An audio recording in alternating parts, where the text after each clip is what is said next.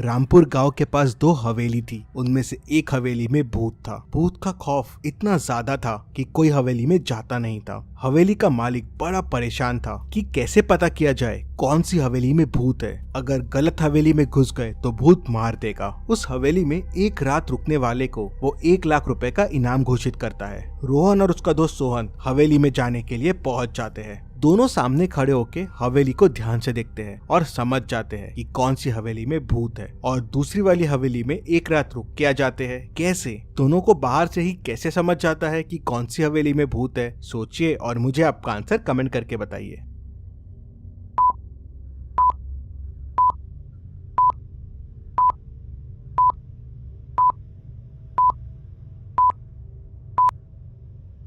चलिए इसका आंसर देखते हैं। दूसरी हवेली को ध्यान से देखिए। पैरों के निशान जो हवेली की तरफ जा रहे हैं उनमें एक पैर सीधा है तो दूसरा पैर उल्टा है। उसी से दोनों समझ जाते हैं और 1 लाख रुपए जीत जाते हैं। चलिए अगली पहेली देखते हैं। रोहन 1 वीक के लिए वेकेशंस के लिए जाता है। जब वो वापस आता है तो देखता है कि उसके घर में चोरी हो गई है। चोरी की तहकीकात करने डिटेक्टिव मेहुल पहुंच जाता है। रोहन को उसके 3 फ्रेंड्स पे शक होता है, जेमी, रेचल और सैम। मेहुल तीनों फ्रेंड से पूछताछ करता है। जेमी कहता है, मैं भी 1 वीक के लिए वेकेशंस के लिए माउंटेन्स पे गया था, तो मैं चोरी कैसे कर सकता हूँ? ये देखिए मेरे पिक्चर्स। रेचल कहती है, मैं भी बीच पे थी, पूरा वीक वहीं थी, ये देखिए मेरा पिक्चर। सैम कहता है कि मैं भी डेजर्ट्स में था, पूरा वीक सिटी में था ही नहीं, आप मेरे भी पिक्चर देख लीजिए। इन पिक्चर्स को देख के मेहुल तुरंत समझ जाता है कि कौन झूठ बोल रहा है। कैसे? क्या आप इन तीनों पिक्चर्स को देख के बता सकते हैं कौन झूठ बोल रहा है? सोचिए और मुझे आपका आंसर कमेंट करके बताइए।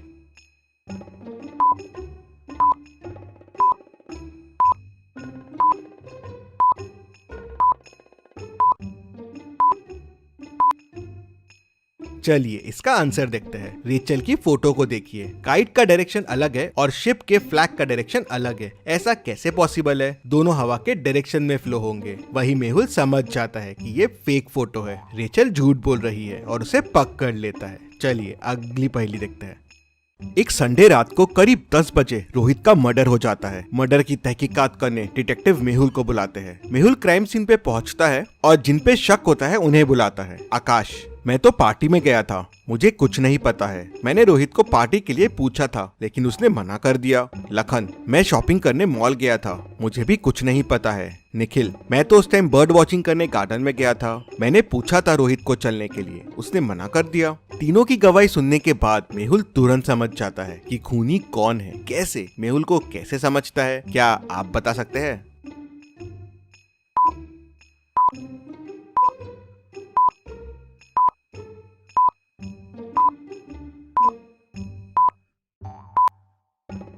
चलिए इसका आंसर देखते हैं। खूनी निखिल है। खून करीब 10 बजे हुआ। उस टाइम कोई बर्ड वॉचिंग कैसे कर सकता है? मतलब निखिल झूठ बोल रहा है, वही खूनी है। चलिए अगली पहेली देखते हैं। अगर एक चॉकलेट और एक पानी की बोतल 110 रुपए की है और चॉकलेट का कॉस्ट पानी की बोतल से 100 रुपए ज्यादा है, तो आप बताएं पानी की बोतल का कॉस्ट क्या होगा? आपका आंसर कमेंट कीजिए।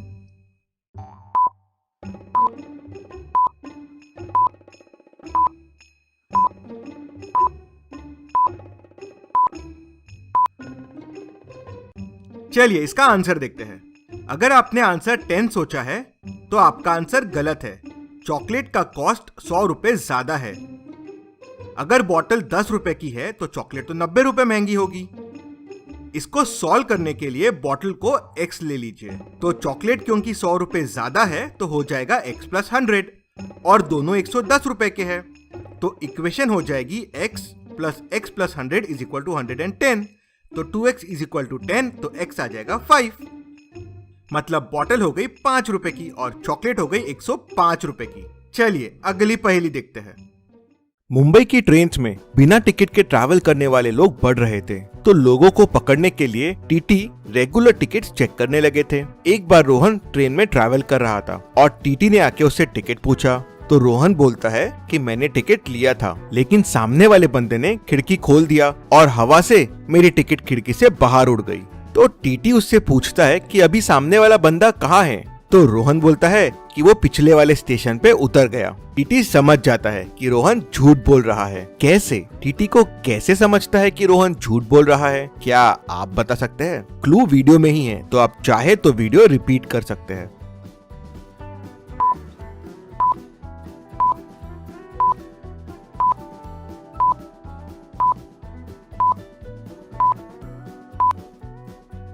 चलिए इसका आंसर देखते हैं। ट्रेन में हवा बाहर से अंदर आती है, तो खुद से टिकट खिड़की से बाहर नहीं जा सकती, वो हवा से ट्रेन के अंदर ही उड़ेगी। वहीं टीटी को समझ जाता है कि रोहन झूठ बोल रहा है। चलिए अगली पहेली देखते हैं। एक ट्रेन स्टेशन पे रुकी हुई है।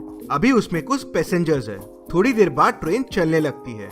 ट्रेन के अगले स्टॉप से 19 लोग ट्रेन से उतरते हैं और 13 लोग ट्रेन में चढ़ते हैं। ट्रेन में अभी 63 पैसेंजर्स हैं। तो आपके लिए एक सवाल है कि ट्रेन जब सबसे पहले स्टेशन से निकली थी तब उसमें कितने पैसेंजर्स थे? आंसर देखने से पहले आपका आंसर कमेंट कीजिए।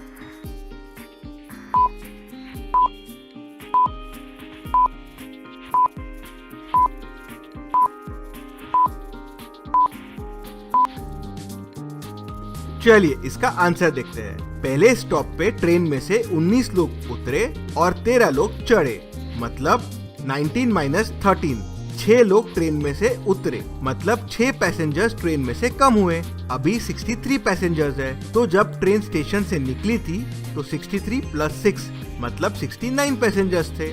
चलिए अगली पहेली देखते हैं। रोहन स्कूल से जंगल वाले रास्ते से घर आ रहा था कि तभी वो रास्ता भटक जाता है। आगे जाने के लिए उसे 3 गुफा दिखती है। उसे कोई एक गुफा को चुनना होगा आगे बढ़ने के लिए। पहली गुफा के अंदर जहरीले सांप है जो अंदर जाते ही रोहन को डस लेंगे। दूसरी गुफा के अंदर जंगली शेर है जो रोहन को कच्चा चबा जाएगा। तीसरी गुफा के पीछे आदमखोर बैट्स है जो रोहन के अंदर जाते ही उसका खून चूस लेंगे। अब आप सोचिए और मुझे बताइए, तीनों में से रोहन को कौन सी गुफा चुननी चाहिए? ध्यान से सोचिए और मुझे आपका आंसर कमेंट करके बताइए।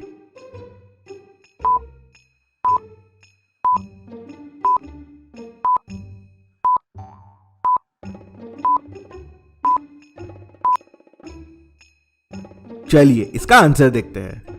अगर आप ध्यान से देखेंगे तो दिन का समय है और दिन के समय में बैट्स सोते हैं, मतलब ये रास्ता रोहन के लिए सेफ रहेगा।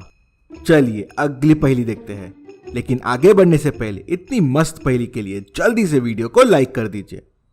इन दोनों पिक्चर्स को ध्यान से देखिए और मुझे बताइए इनमें कितने डिफरेंसेस हैं। मैं आपको चैलेंज करता हूँ कि आप सारे डिफरेंस पता नहीं कर पाएंगे, तो ध्यान से देखिए और आपका आंसर मुझे कमेंट करके बताइए।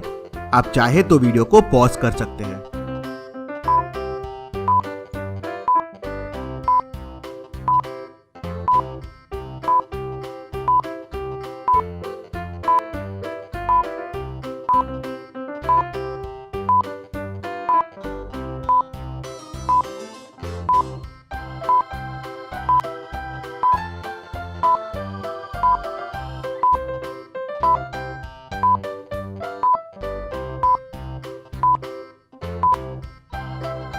और इन दोनों पिक्चर्स में सिर्फ 3 डिफरेंसेस है। पहला, इसकी टंग देखिए, दूसरा हाथी की सूंड देखिए और तीसरा लायन का लेग देखिए।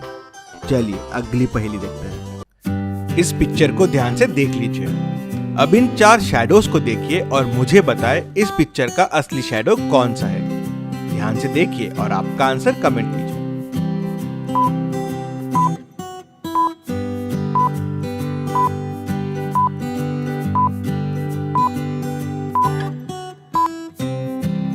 और इस पिक्चर का असली शैडो है सी। अब इस पिक्चर को ध्यान से देखिए और अब इन चारों शैडोज को देखिए और मुझे बताएं असली शैडो कौन सा है। ध्यान से देखिए और आपका आंसर कमेंट कीजिए।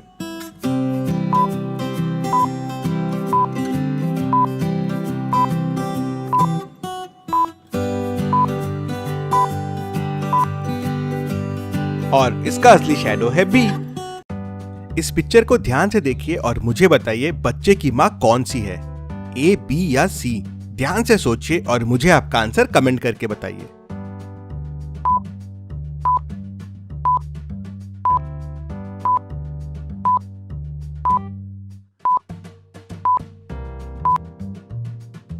चलिए इसका आंसर देखते हैं। अगर आप बच्चे को देखेंगे तो बच्चा 1 या 2 साल के बीच में है। अब ए की मृत्यु 2015 में हुई, बी की 2016 में और सी की 2020 में। मतलब ए और बी को मरे 3-4 साल के ऊपर हो गया है, तो ये तो मम्मी हो नहीं सकती, मतलब मम्मी सी है। ऐसी और पहेलियों के लिए चैनल को सब्सक्राइब करके बेल आइकन प्रेस कर दीजिए। Thank you.